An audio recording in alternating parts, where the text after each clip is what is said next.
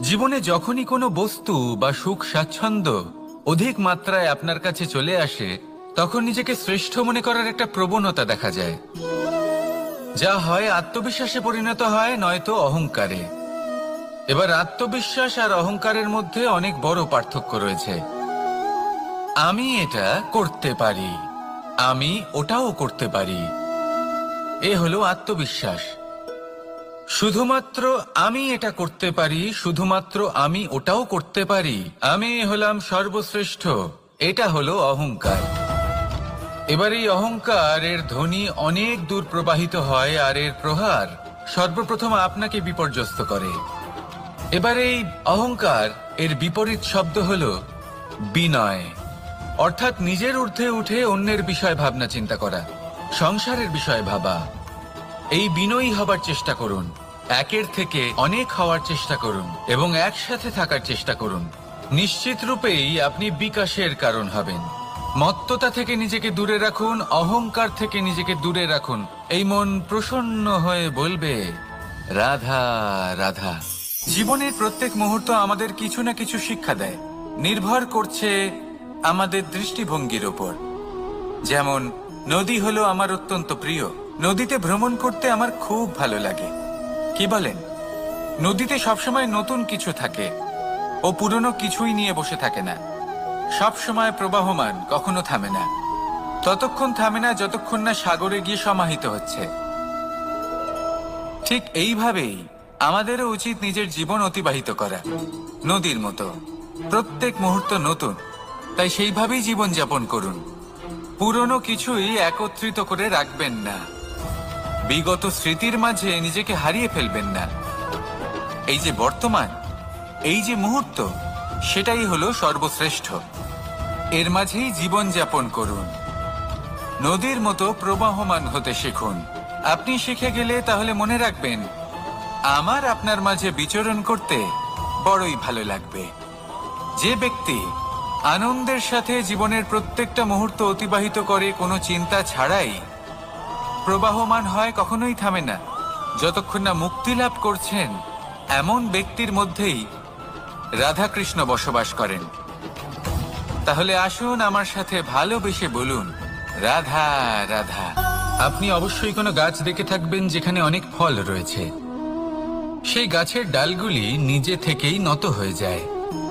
কেন?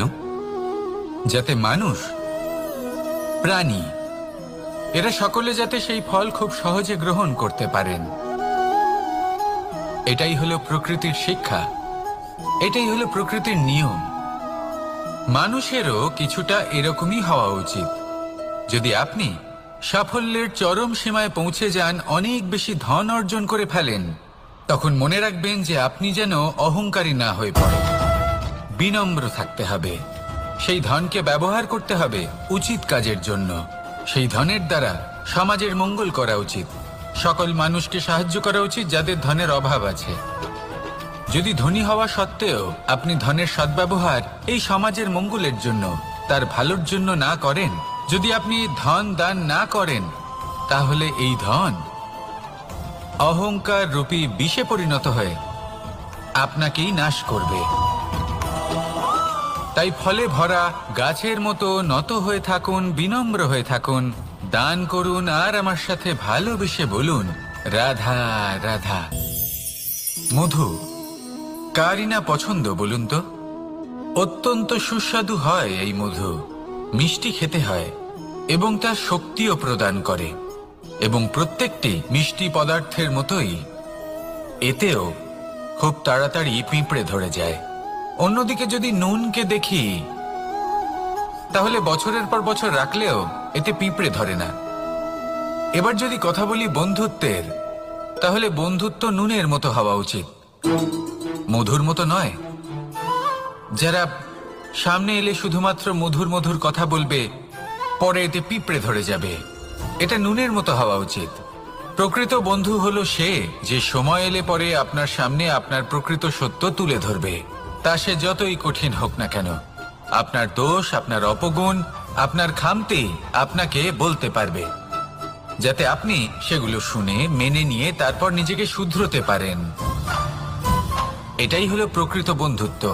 কখনো নিজের জীবনের আশেপাশে মন দিয়ে দেখবেন, অনেক সময় এমন মানুষ থাকেন, অনেক বন্ধু থাকেন যাদের দেখে আমাদের মনে হয় যে এনারা খুব কঠোর, এনাদের কথা খুব কটু।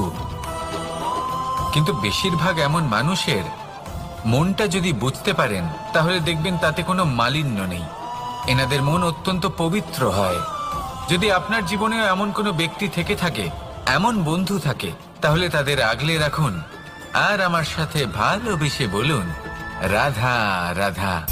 এই সংসারের সব থেকে বড় সত্যি হলো জন্ম এবং মৃত্যু, কিন্তু আরো বড় একটা সত্য আছে, মিত্র এবং শত্রু, যা আমাদের সকলের জীবনে থাকে।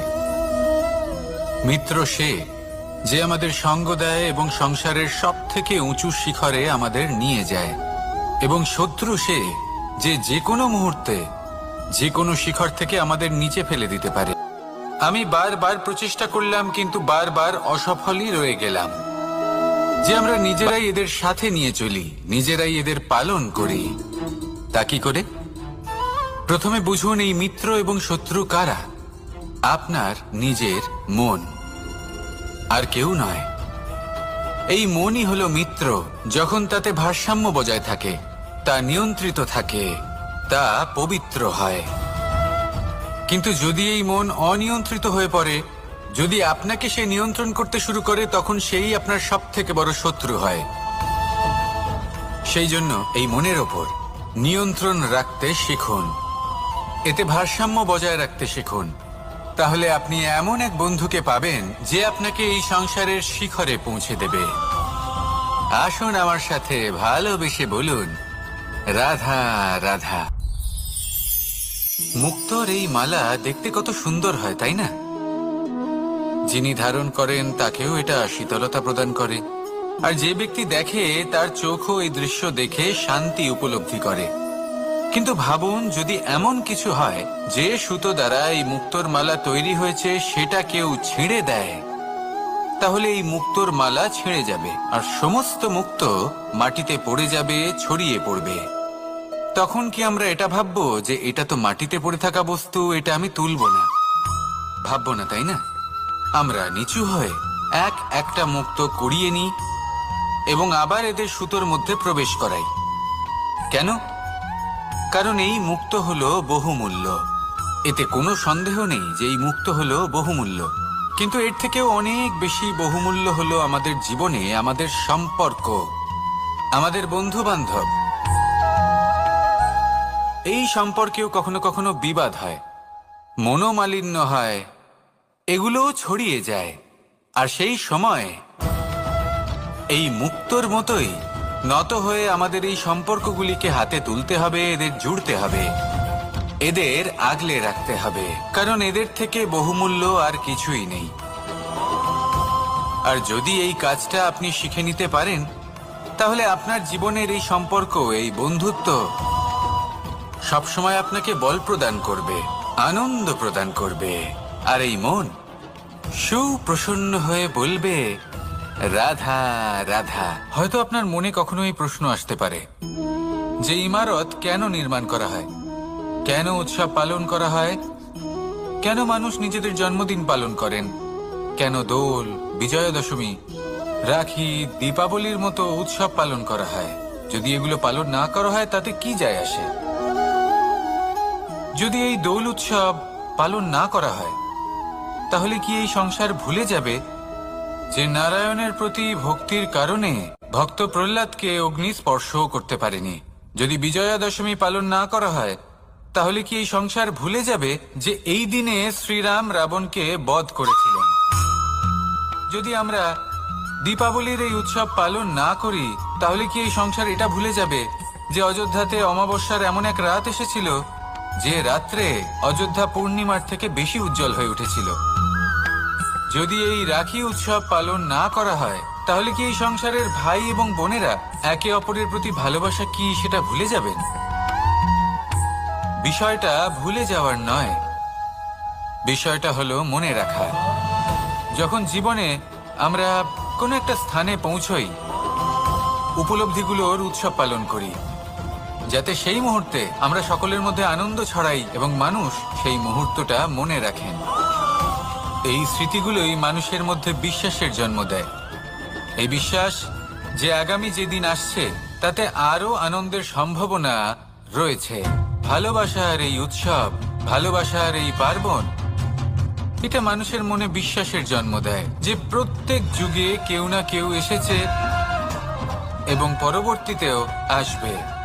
তাহলে আসুন আমরা ডুবে যাই আমার লীলার এই প্রেম যাত্রায় এবং ভালোবাসার এমন একটা উৎসব পালন করা যাক যা এই সংসার যুগ যুগ পর্যন্ত মনে রাখবে।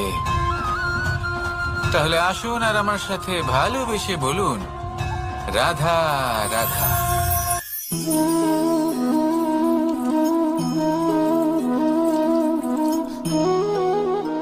এই হলো এক আম গাছ, আর খুব যত্ন সহকারে আমি এটা বড় করেছি।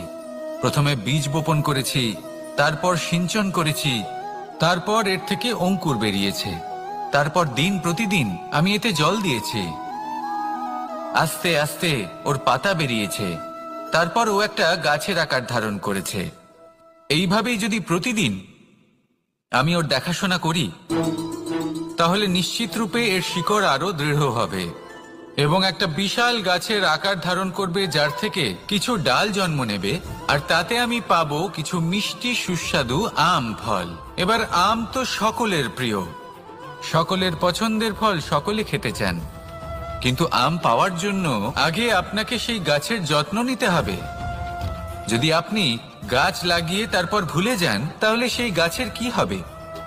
তার অস্তিত্বটাই মুছে যাবে, তাই না? আমাদের সম্পর্কগুলো কিছুটা এরকমই হয়। যদি সম্পর্ক জুড়ে আপনি ভুলে যান তাহলে তার অস্তিত্বই মুছে যাবে। তাই শুধুই সম্পর্ক গড়বেন না, তাকে পালনও করুন। নিশ্চিত রূপে আপনার এই সম্পর্করূপী বৃক্ষের ডালে আনন্দের মিষ্টি সুস্বাদু আম ফল নিশ্চয়ই পাওয়া যাবে। তাহলে প্রত্যেক দিন প্রত্যেক সম্পর্ক পালন করুন, তার থেকে আনন্দ লাভ করুন। এই মন ভালোবেসে বলবে, রাধা রাধা। কোনো এক বস্ত্রে যদি ছোট্ট একটা ছিদ্র উৎপন্ন হয়, আর যদি আমরা তার দিকে নজর না দিই, তাহলে সময়ের সাথে সমগ্র বস্ত্র ছিঁড়ে যায় আর কোনো কাজে আসে না। যদি কোনো একটা নৌকাতে ছোট্ট একটা ছিদ্র উৎপন্ন হয়, তাহলে সময়ের সাথে পুরো নৌকাই জলে ডুবে যায়। লক্ষ্যের দিকে অগ্রসর হওয়ার সময় একটা ছোট্ট ভুল আপনি যদি করে ফেলেন, তাহলে আপনাকে তার লক্ষ্যের থেকে দূরে করে দিতে পারে। এমনটা এই সম্পর্কের সাথেও হয়ে থাকে। কোনো একটা ছোট্ট কথা, একটা ছোট্ট মনোমালিন্য যদি সম্পর্কে আসে এবং সেটা না মেটানো হয়, তাহলে সেই সমগ্র সম্পর্কটা, অনেক বড় বড় সম্পর্ক ভেঙে যেতে পারে। যদি আপনার সম্পর্কে ছোট্ট একটা ছিদ্র উৎপন্ন হয়, তাহলে প্রেমের সূচ আর স্নেহের সুতো দ্বারা সেলাই করে ফেলুন, যাতে আপনার এই সম্পর্ক অটুট থাকে এবং প্রেম দ্বারা পরিপূর্ণ থাকে। আসুন আমার সাথে ভালোবেসে বলুন, রাধা রাধা। দু রকমের প্রাকৃতিক বেগ থাকে। প্রথম হলো বর্ষা। যখন এর বর্ষণ হয় তখন মাটিকে শীতল করে নতুন ফসল ফলায়। আর দ্বিতীয় হয় পবন, যা আমাদের সর্বদা শ্বাসবায়ু প্রদান করে। অশান্ত এই মনকে শান্তি প্রদান করে, এই ক্লান্ত শরীরে স্ফূর্তি প্রদান করে। আমাদের জীবনে যত আবেগ আছে তা হয় বর্ষার মতো হওয়া উচিত, নয় হওয়া উচিত পবনের মতো। ক্রোধ, মতভেদ, বিবাদ, এগুলো হওয়া উচিত বর্ষার মতো। অর্থাৎ কিছু সময় পরে যেন এরা নিজে থেকেই ছিন্ন ভিন্ন হয়ে চলে যায়। আর যদি পবনের মতো কোনো আবেগ থাকা উচিত, তা হলো প্রেম, যা সর্বদা শ্বাসবায়ু প্রদান করে, সবসময় সাথে থাকে। একে আমরা অনুভব করতে পারি না, কিন্তু এ আমাদের অনুভব করার জন্য প্রাণবায়ু প্রদান করে। আর যখন চক্রবাতের মতো সে ভয়ঙ্কর হয়ে ওঠে, তখন সমগ্র সংসার বদলে দেয়। এর সারমর্ম একটাই, শক্তি। মতভেদ, ক্রোধ, বিবাদের মধ্যে নেই। শক্তি যদি থাকে তা আছে প্রেমের মধ্যে। তাই এই প্রেমকে মনের মধ্যে রাখুন আর আমার সাথে বলুন, রাধা রাধা। জীবনে দুই ধরনের আবেগ রয়েছে যার কোনো মূল্য নেই। আমার কথার অর্থ এটা নয় যে এদের কোনো গুরুত্ব নেই, গুরুত্ব যথেষ্টই রয়েছে, শুধু এদের জন্য আপনাকে কোনো মূল্য দিতে হয় না। প্রথম আবেগ হলো আনন্দ, প্রসন্নতা। এটা আপনি যে কোনো জায়গায় খুঁজে পেতে পারেন যদি আপনি খুঁজে পেতে চান। আপনি কোনো পুষ্পের সৌন্দর্য দেখে প্রসন্ন হতে পারেন। বায়ুর কারণে যখন একটি বৃক্ষ শিহরিত হয় সেটা দেখে আপনি প্রসন্ন হতে পারেন। একটা ছোট্ট শিশুর কলরব শুনেও আপনি প্রসন্ন হতে পারেন। একটা ক্রন্দনরত বালককে হাসিয়ে আপনি প্রসন্ন হতে পারেন। সবকিছু আপনার উপর নির্ভরশীল। সেখানে আরেকটি আবেগ হলো দুশ্চিন্তা। মানুষ বড়ই দুশ্চিন্তা করতে থাকে। আজ আমি এই কাজ করেছি, সেই বিষয়ে চিন্তা। আজ আমি এই কাজ করতে পারিনি, সেই বিষয়ে চিন্তা। কাল আমাকে এই কাজ করতে হবে, সেই নিয়ে চিন্তা। আমি কি সেই কাজটা করতে পারবো, সেই বিষয়েও দুশ্চিন্তা। চিন্তা সর্বত্র রয়েছে, যার জন্য মূল্য দিতে হয় না। যত চান আপনি একত্রিত করতে পারেন। একটা গুরুত্বপূর্ণ কথা মনে রাখবেন, প্রসন্নতা জীবনের একটা নতুন সূত্রপাত। সেখানে দুশ্চিন্তা হলো জীবনের চিতার সমান। এবার এই দুটি আবেগ হলো মূল্যহীন, দুটোই আপনার সামনে আছে। কোনটা চয়ন করবেন আপনি, দুশ্চিন্তা নাকি প্রসন্নতা? সিদ্ধান্ত আপনারই। আসুন আর আমার সাথে ভালোবেসে বলুন রাধা রাধা। নন্দ বাবাও খেলার ছলে খুব বড় বড় শিক্ষা দিতেন। অনেকদিন আগেকার কথা, বাবা আমার জন্য একটা মানচিত্র নিয়ে এলেন। এটা ছিল জম্বু দ্বীপের মানচিত্র, ঠিক যেন একটা ধাঁধা, যা টুকরো টুকরো করে বিভিন্ন দিকে ছড়ানো, যেগুলোকে আমায় জুড়তে হতো। ব্যাস শুধু এটুকুই ছিল আমার কাজ। আমি বারবার প্রচেষ্টা করলাম, কিন্তু বারবার অসফলই রয়ে গেলাম। বাবা এটা দেখলেন এবং হাসলেন। বাবা বললেন, একটা কাজ করো, এই প্রত্যেকটি অংশকে উল্টে রাখো। আমিও উল্টে রাখলাম। তারপরে দেখলাম প্রত্যেক অংশে মানুষের শরীরের কোনো না কোনো অংশ চিহ্নিত। কোথাও হাত আছে, পা আছে, কোথাও মুখ আছে। বাবা বললেন যে এবার এটা জুড়তে চেষ্টা করো। আমিও জুড়ে দিলাম। মানুষের মানচিত্র পূর্ণ হলো। এবার বাবা বললেন, এটা উল্টে রাখো। মানচিত্র পূর্ণ আকার ধারণ করেছে।